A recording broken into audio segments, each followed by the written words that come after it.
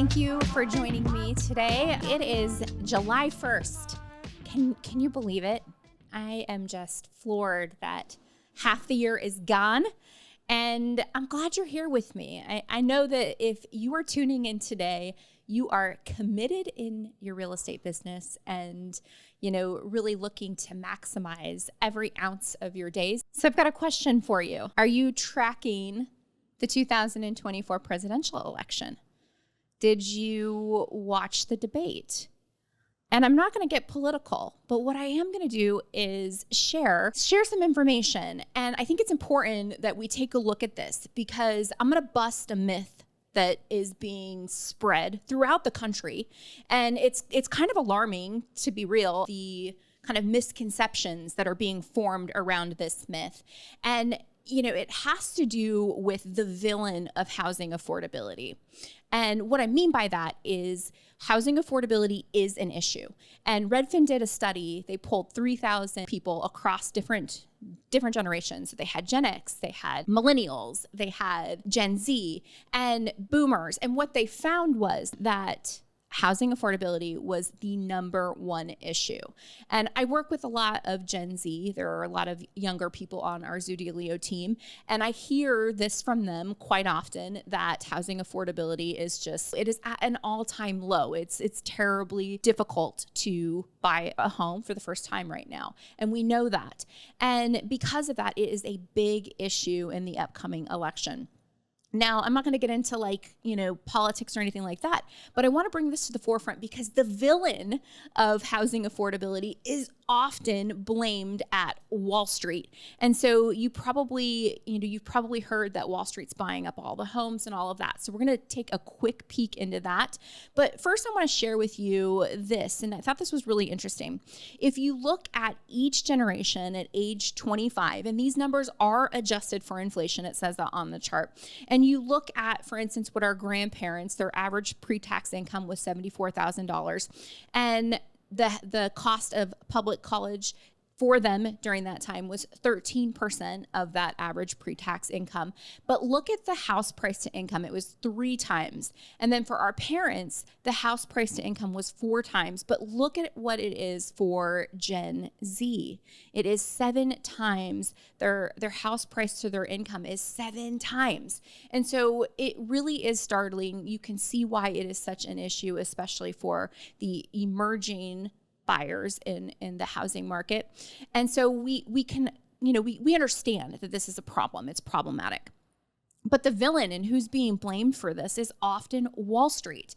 And you see a lot of misinformation that's being spread out there on Wall Street and how many homes that they own, and they're killing the American dream, and all of this kind of data coming out that is misguided. And so I wanted to share with you the actual numbers because I think that it's really important for us to really arm ourselves and know. And of course, as this Fortune article did point out, it depends on where you live and depends on where you're at is definitely going to play a part into this.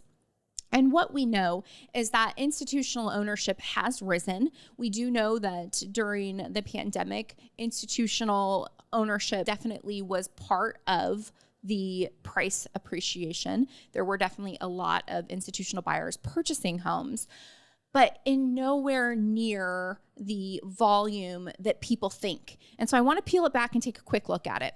So here is total U.S. home ownership. There are 144 million homes US wide. And if you look at how that breaks down, what we know is about 123.3 million homes are owner occupant. So they're owned by people. It's their primary residence, and that is an owner-occupant home. And what we also know is that there are a good chunk of single-family homes that are rentals. But if you look at the makeup of that, what we know is about 20 million of those homes are owned by mom and pop landlords. And what's defined as a mom and pop landlord is an individual who owns 9 or less, between 2 and 9 homes. So just under 10 homes. And what we know is they own the lion's share of these single family homes that are rentals. And if you look at the number of homes that's institutionally owned, it's only 0.5%. About 700,000 homes are owned by institutional owners. And so as you see this, it paints the picture. It's pretty glaring. In fact, the sliver of institutional homes there in green on this chart is so small that when I created the chart, it didn't even give me a caption. I had to go in and create that and highlight that because it was just so tiny in the grand scheme of homeownership. And so, this information that you see, Wall Street's buying up all the homes, stop Wall Street landlords, all of this stuff, and I'm not saying that I disagree with some of the legislation that they're proposing. I don't. But what I'm saying is that it is not the evil boogeyman and the culprit for housing affordability as you would think when you read these headlines. And so I just kind of wanted to peel this back and share this with you. Further, I wanted to break down and show you where the hot spots are for institutional home ownership. And so Atlanta, Georgia is number one. If you are in Atlanta, Georgia, about 4.3% of their housing stock is institutionally owned. And so that's quite significant if you really think about it, the totality of the housing stock there. Typically speaking, institutional homeownership only buys in a parameter of, maybe depending on prices, maybe, 200 to 500. And so if you really think about that 4.3% in the totality of all of their housing stock, it could be quite significant, especially in that range of homes that they buy in. And so quite significant. Other hotspots, Jacksonville, Florida, Charlotte, North Carolina. The top 10 are listed out there on the screen. Memphis, Tampa, Lakeland, Florida, Orlando, Florida. A lot in Florida, we see that. Indianapolis, Phoenix is also one of those hotspots. And Las Vegas. And so I thought this was really kind of interesting so that we could kind of lay our eyes on it and see for ourselves what this institutional ownership of homes looks like. Is this truly the problem? In my opinion, I don't think this is the problem, the only problem. There are probably a lot of problems. It's definitely not the villain that some people would make it out to be. So I wanted to highlight that. And then if you were curious, wanted to also show you what the percentage of single family homes owned by mom and pop landlords looks like nationally and kind of break down those top markets. As you can see, California is by and large one of the largest areas for mom and pop landlord ownership. And the top 10 markets, number one was Las Vegas. And check that out, 13.7% of their housing stock is owned by mom and pop landlords, so quite significant. Stockton, California, Sacramento is very high, Fresno. Then we head down to Florida and Cape Coral. Then we're back to Riverside, California for number 6, and you can see the top 10 kind of play out there. So just some data for you to kind of be aware of and tool yourself up on so that you have that talking point when it comes up, because it does come up. It's like, we want to blame Wall Street for this housing crisis that we're in. And maybe we can, but it is not entirely because of them buying up homes. So just thought I would shed some light on that for you. All right, I'm going to head into something a little bit more fun, a little bit more lighthearted. It was a marketing study. And this marketing study, I think, had a lot of insights that we can take away and use for us in our business. And the study was done on vending machines that were placed on college campuses. And what they found is that if you put a Coca-Cola vending machine on a college campus, it would sell about 100 cans a day. And, basically what they did is they dropped in a Pepsi vending machine right next to the Coca-Cola vending machine. And what do you think happened to sales of soda once they dropped in that Pepsi vending machine right next to the Coke vending machine? Most of us would think something like maybe it was like 50-50, maybe 50 cans of the Coca-Cola, 50 cans of the Pepsi. Maybe you're a little bit more bullish on Coca-Cola. It would be 60 cans of the Coke versus 40 cans of the Pepsi. Or maybe you're flipped and you're thinking that maybe there'd be a little less Coke and more Pepsi. But essentially, we're kind of thinking that these would skin out to be the numbers. And what actually happened, I think, is quite interesting. When they placed that Pepsi vending machine next to the Coke vending machine, sales actually skyrocketed for both. And what they found was each vending machine now sold 200 cans a day. So there was this great increase in sales by placing another vending machine next to the existing vending machine. And when you really think about it, you're going like, okay, so why? How did that happen? And what were the driving forces behind that? And when you take into account consumer psychology, it really unlocks the answers to these questions. So initially, if you walk by and you see just the Coca-Cola vending machine in scenario number 1, you look at that machine and you ask yourself a simple question. And it's relatively straightforward. Do I want a can of Coke, right? Am I thirsty? Do I want a cold drink? And the answer is yes or no. And so the answer is really easy to make. And you say, yes, I want one, or no, I don't. And you're on your way. You're done. Now, what happened is when they place the Pepsi vending machine next to the Coca-Cola vending machine, it opened up now more questions to ask yourself in that decision-making phase. And so now this dynamic is a little bit more complex. And now this dynamic becomes, do I want a Coke or a Pepsi? And that question you're asking yourself about whether you want a cold drink or not becomes tertiary. So now you have 3 questions, which basically increases the probability of you saying yes to a Coke or a Pepsi at 66%. And so you've increased the odds of accepting either a Coke or a Pepsi by having 2 of them in the same location. And I thought this was really fascinating. And when we talk about Zoodealio and how you have optionality that you can bring to your clientele, I believe there's never been a better time than now to bring these menus of offers and options of services to your consumers that you serve, to homeowners, to home buyers. And so as you look at this through that lens of having optionality, I really want you to empower yourself with this knowledge that you're increasing the odds of someone doing business with you by bringing them different offers and options. I mean, how cool is that, right? So when you walk into, that listing appointment and you're sitting at that kitchen table and now you're going through, maybe the cash offer, maybe the cash plus offer, maybe you're going through your listing. Now you're bringing them different offers and options. And the chances of them saying yes to one of these offers and options is increasing for you. Just a really kind of fun study that highlights the power of choice and how consumers, when presented with options, are more likely to take an option. And so I want to kind of also now look at the different cash offers and options as they exist in the dashboard. I'm going to pull up a live dashboard for us now, and we're going to just take a quick moment and go through that because there have been some changes. And I want to make sure that everybody is clear on what those changes are in the dashboard. We're innovating a lot here. And one of the biggest changes is in the fix it and list it cash offer. And so I'm going to pull it up and we're going to just take a couple moments and go through that. So just give me a moment here. All right. So I've not uploaded my listing in here yet. So we're just looking at the different cash offers and options at the moment.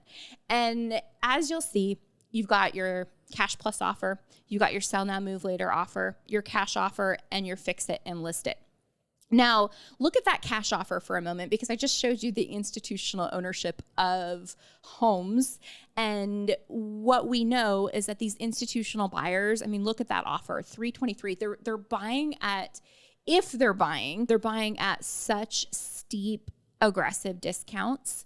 And most sellers just, wouldn't entertain an offer that low, right? So we know that that is one of the reasons they're not purchasing as many homes. So we connect right to them. We connect to over a dozen institutional owners of real estate across the US, and we work with them to bring in their offer algorithm. And as you can see, it's very low. And so typically what happens is a seller will see that and just eliminate that offer, right? It's way too low.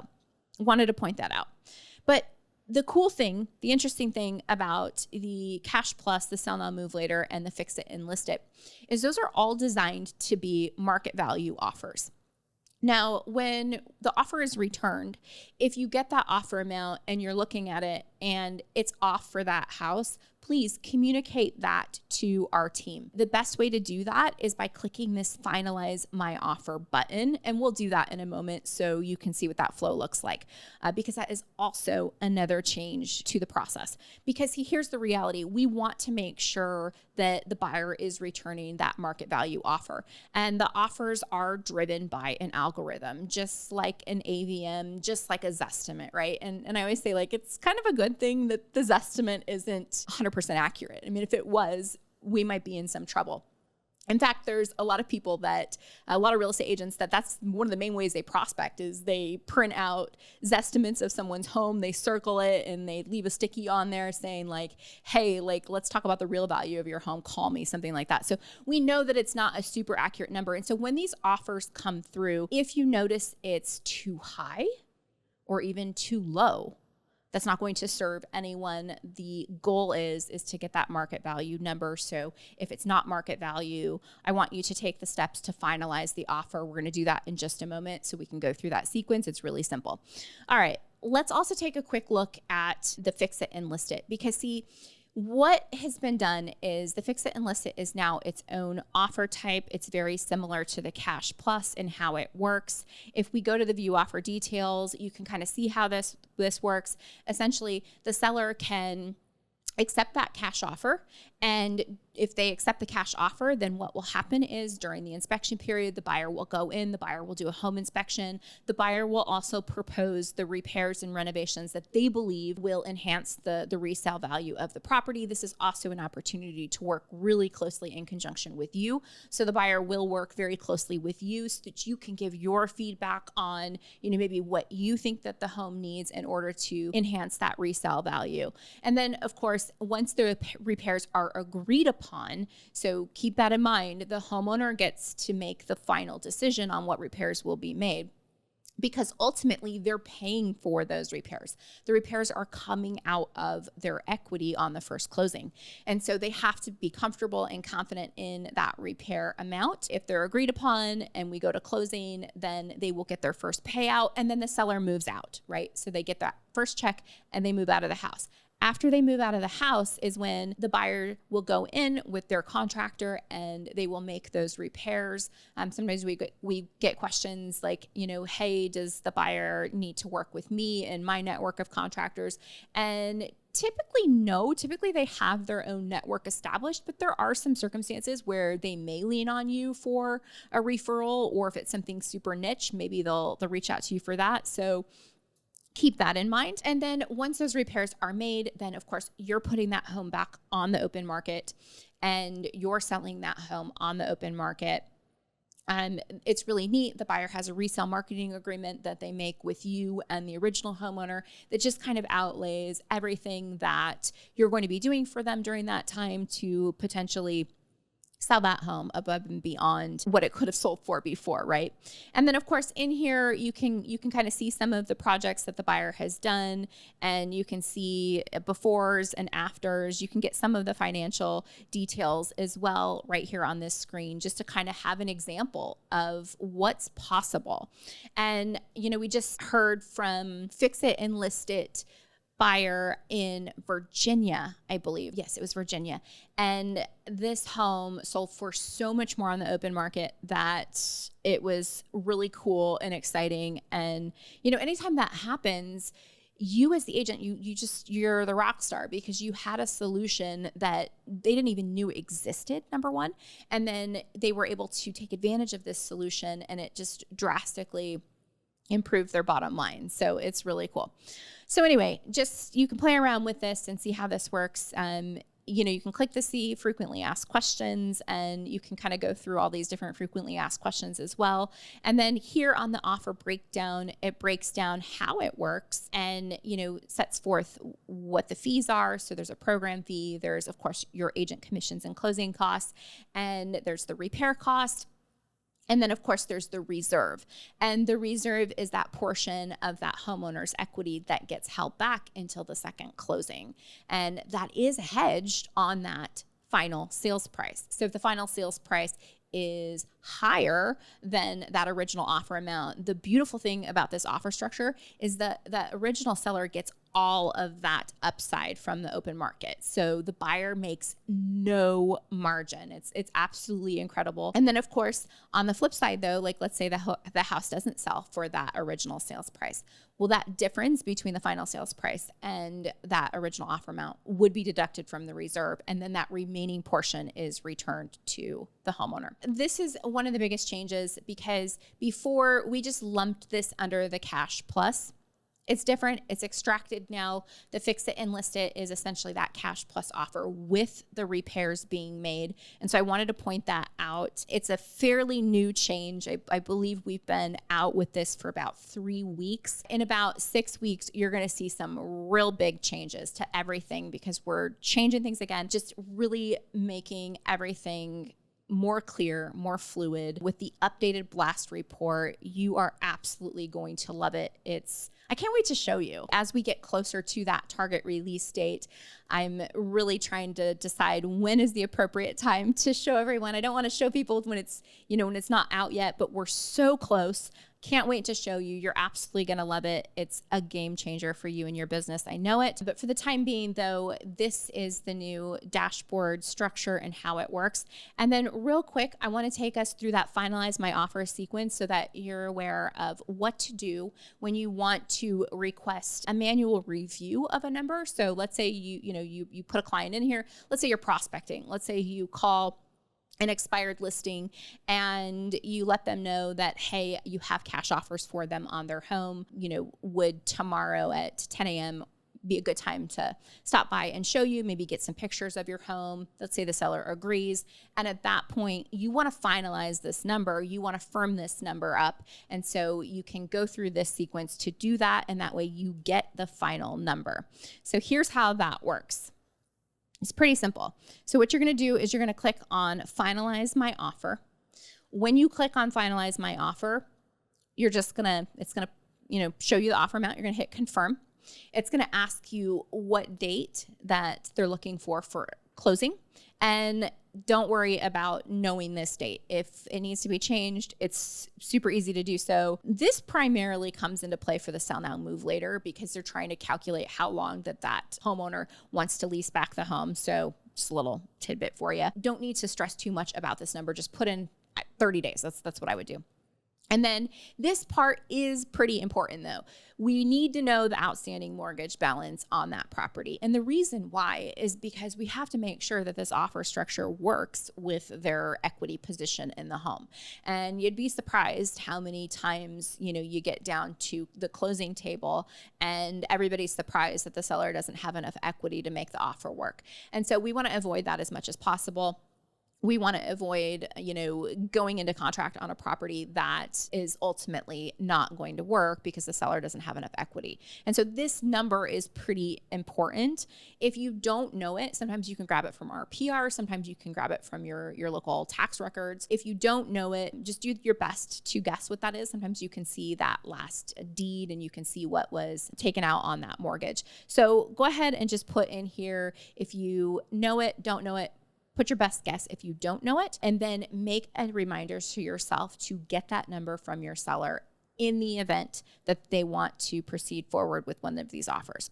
So I'm just going to go ahead and just put in a number so we can get through this. And now it's going to ask if there are any other outstanding liens. Again, I know that you're having these conversations with sellers. Maybe it's a little premature if you're finalizing these numbers. You haven't had those in-depth conversations with that homeowner yet. And so maybe maybe you don't know. If you don't know, just put no. But if you don't know, then make a note to yourself to find out in the event they want to further pursue this offer.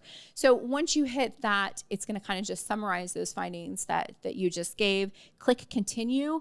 As soon as you click continue, you're going to get a confirmation. And now what's going to happen is the buyer and their underwriting team is going to finalize that number. So they're going to look at they're going to look at it with human eyes. And also at that time, they're going to want to see a full photo set. So if you don't have photos of the home yet, then that's a great time to, call up the homeowner, schedule 15 minutes to go take some quick photos of their home. You don't need to be like crazy, like getting serial numbers of like AC units and stuff like that. They don't need that. What they do need is they need a photo every room, if possible, showing at least 3 walls. So, you might have to step back. You might have to use the wide angle lens on your phone, that sort of thing. But just get a full photo set. So that means a photo of every room inside the house, and then front yard and backyard. And so if you do that, that's going to get us there. If they don't have photos, then that number isn't a hard number because they can't really give you that hard number until they see the condition of the property, right? Sounds fair enough, right? So that's how you can request that final review on an offer. You can do that with any of the offer types. And so you can get those final numbers so that you can really have that meaningful conversation with that homeowner on if this works or doesn't work for them. Another little thing here, and we're working to have this changed, the buyer's underwriting timeframe has increased somewhat. So we're looking at between 1 and 3 business days due to the demand at the moment. So there's a lot of demand right now. And because of that, it's just a little bit longer. So keep in mind, it says 24 hours on the screen. We're changing that. You're going to see that changed here in the next couple days to 1 to 3 business days because it is taking a little bit longer before we get those back. All right. And then how do you know once the offer is finalized? Well, here's how you're going to know. So you're going to get a text and an email saying that an offer has been finalized. And then when you log into your dashboard, you're going to see the offer. So right now you'll see it says it's kind of grayed out. Let me zoom there. It's kind of grayed out and it says, we'll alert you as soon as it's finished. Well, what's going to happen is it's no longer going to be grayed out. It's going to say final offer on it. And so you'll have that new number. You'll see it'll say final offer on it. And at that point, you know that this is the final number. So that is the sequence and what has changed. Just wanted to quick update you. For those that have been with us for a very long time at Zoodealio, first of all, I want to say thank you for being an early adopter. We just appreciate you. And you've seen things change a lot. We will continue innovating and we will do our best to communicate these updates and changes to you as well.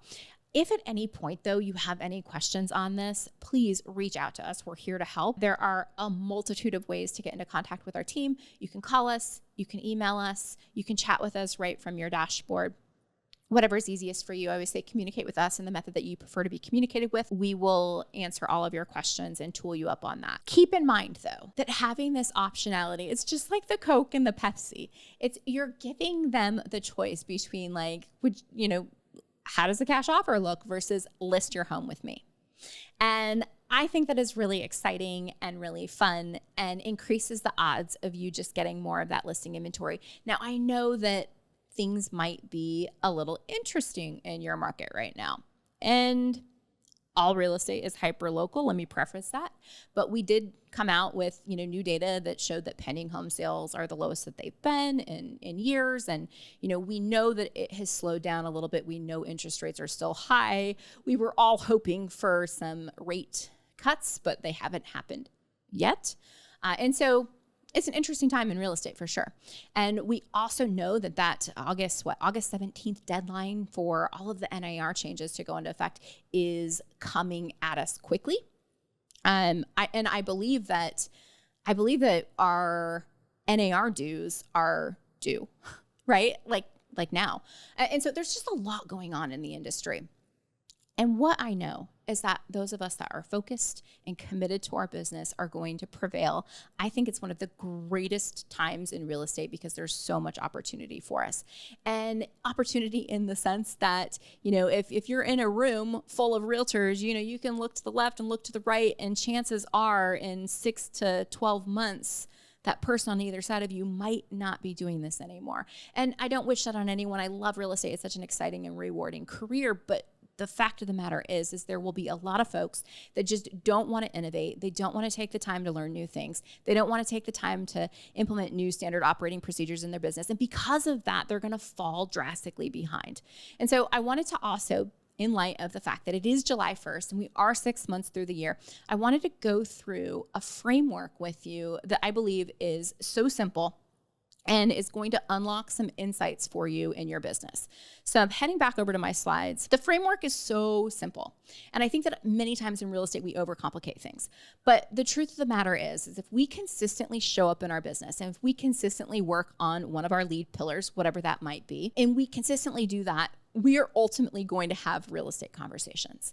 And we know that if we have real estate conversations, ultimately we are then going to see closings as a result of those real estate conversations. Now, I know I'm massively simplifying this into this 3 simple steps, but the reality is it can be that simple. It can be as simple as you picking up, and I'm looking for my iPhone and I don't see it, but it can be as simple as you picking up your phone and just going through your contacts and just reaching out to folks, asking them if they've had any thoughts about the real estate market because things are interesting, and then just having conversations based on that. And then those conversations will definitely lead to listing appointments, buyer appointments. Ultimately, that will lead to closings. Like, we know it can be this simple. And because I've had a little bit of experience, shall I say, in the space of helping agents grow their businesses. For those of you that don't know, I do own a small indie brokerage in the Phoenix market. I'm not super hands-on, day in, day out involved in that any longer. But at one point, back in about 2014 to about 2016, I had met with close to 600 real estate agents. I had hired on close to 250 real estate agents, and I was very active in helping them grow their real estate business. And these were agents that, were brand new agents, seasoned agents, the whole gamut. And what I found is that we overcomplicate things. Number one. Number two, what I also found is that typically we know what to do and we're avoiding what to do for whatever reason. And so I want to take you through some questions that I believe will unlock some growth in your business. So take out a piece of paper, take out a pen or a pencil. And as I go through these questions, I want you to write down the answer. So I'm going to take a brief pause in between each one. And as I mentioned, you are going to gain some insights from this. So let's dig in. So here are the 5 check-in questions that are going to help you grow your real estate business. Number 1 is you likely had goals. Maybe you set goals at the beginning of the year. Now is a great time to do a check-in. I want you to write down what your goal was, and then I want you to write down how you are tracking against your goal. So many times agents will come beginning of the year and they'll have a transaction count goal. I want to do 50 transactions this year. Or maybe they'll have a monetary goal. I want to do X amount in gross close commission. Whatever that is, whatever that looks like for you, write it down. And then next to it, I want you to write down how you are tracking against your goals. Number 2, if you didn't hit your goals, what got in the way? What got in the way if you didn't hit your goals? So what got in the way? And the reason why I'm phrasing this question as what got in the way is because what we know is life happens, right? And many times when you set out to do something and you don't achieve what you set out to do, you can look back and you can identify that there was a culprit or many culprits. And so list those out. What got in the way? If you didn't hit your goals, what got in the way? The next question is, what worked? What worked for you first half of this year? And what didn't work for you? So what worked for you? So, look at, those areas of prospecting or lead generation that you've been working on, and what is working, what's not working. Maybe it's not the lead generation tool. Maybe it's what's happening after work. Maybe you're all dialed in during the work, but then after work, maybe your health is getting put on the back burner, or your relationships are getting put on the back burner. So what's working, what's not working, and let's identify it. And here's another one, and I love this one because most of us know where we don't want to be, but where do you want to be? What does your ideal life look like? Do you know? Do you have that mental image that you can continually refer back to, that's your North Star, that helps you make your decisions, that helps you decide, does this align with what I want out of my life? Does this align with where I want to be? Does this, is this who I am that's capable of achieving the things that I want to achieve? Because this question to me it's just so paramount, right? Are you just being taken downriver by the currents? Or are you focused and directional and going after it? Number 5 is, what is the one thing that if you were to do it consistently would close the gap between where you are and where you want to be? Just one thing. What is one thing that would, if you did it consistently, it would close that gap between where you are and where you want to be? And again, this is one of those questions that is so uniquely personal because it is different for everybody. But generally, we know exactly what it is that we need to be doing on a consistent basis in order to get to where we want to go. Now, if any of those questions that I just went through, you lack clarity on, right? If you don't know where you want to be, if you don't know where you're going, well, guess what? That's a recipe for never getting there, right? You've got to be very intentional, especially now, especially in this market. And what I believe is that if you get clear on these questions and you answer them with truth and with clarity, it is going to open up just exactly where you need to be spending your time, your energy, your resources. And it's different for everybody. But what I know is there probably is one thing that if you were to be doing it consistently, it would get you to where you want to go. And so any takers for me, feel free to drop it in the chat. Yes, hi Debbie. Yes, you may get a recording of this webinar. What we do is we send this out. So you'll get it in an email either this afternoon or tomorrow morning, and you will have the recording in that email.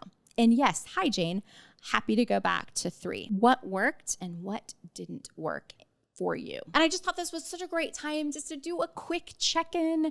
It's just such a busy time in everyone's life.